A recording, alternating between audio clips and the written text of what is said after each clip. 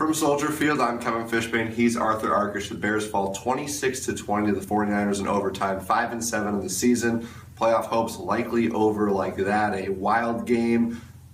Plenty of blown opportunities, Arthur, for the Bears. Let's start on the defensive side of the ball, where the run defense is pretty good.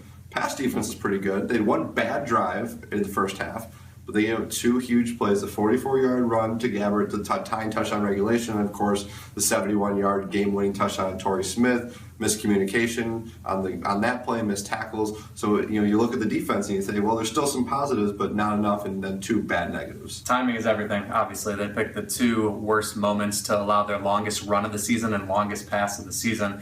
Like you said, there were communication issues, and they really marred what was otherwise a pretty good performance, a much improved defensive effort stopping the run, and mostly had Gabbert in check. But obviously, it's about how you finish, and we've been saying that too many times this season. The Bears haven't found a way to do that. Yeah, think back to when we were here about a month ago, and they gave up a couple big plays to Minnesota in that loss. And then Eddie Goldman, a couple sacks. Willie Young played well. Tracy Porter, for the most part, did his job locking down Torrey Smith. But as you said, in the end, that doesn't matter. Now they have to figure out how to fix those things on defense, not give up the big plays. Offense, I think, were a lot of these problems as well, because Jay Cutler's lowest passer rating this season. The run game got going. Alshon Jeffrey only 4 catches. Martellus Bennett only 14 yards receiving. But most of all, Arthur, was another game with missed opportunities. You talk about 8 possessions in San Francisco territory, only 20 points to show for it. These guys got to find ways to score touchdowns in these games and stop hoping that the defense comes through. Average starting field position of their own 35-yard line. So to come away with 20 points, clearly not good enough. Cutler missed some open receivers. I thought,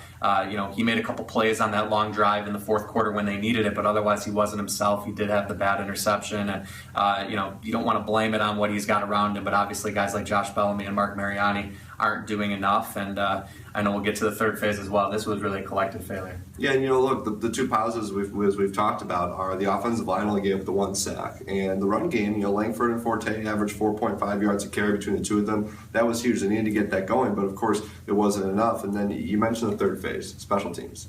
Robbie Gould misses 2 field goals, including the potential game winner from 36 yards out, where he's supposed to be automatic. He hit a 51-yarder earlier in the game that wasted the best special teams play of the game, which was Deontay Thompson's kickoff return. You talk about the Bryce Callahan return touchdown that was called back on a holding penalty on Leroy Reynolds. They gave up a long kickoff return, and we've said this week after week after week with special teams. You got to have all 3 phases. They say complementary football. But unfortunately for Robbie Gould, on his birthday, this is a game that he's not going to want to remember, but it's going to stick with him. It's been a special teams roller coaster all season long, really. It was unfortunate right after that Deontay Thompson return. Obviously, Gould misses the potential game winner. It's kind of ironic. I was saying going into Sunday, it felt like the Niners were going to need a defensive or a special teams touchdown to win. As it turns out, I think the Bears needed that extra lift. They weren't able to get it, and now we're left to talk probably more about next season than what goes on over these last handful of games. Yeah, the 49ers had that one turnover, of course. Jimmy Ward, Northern Illinois, grabbed with the pick 6 of Cutler early in the game. The Bears did not create any turnovers, no takeaways for them,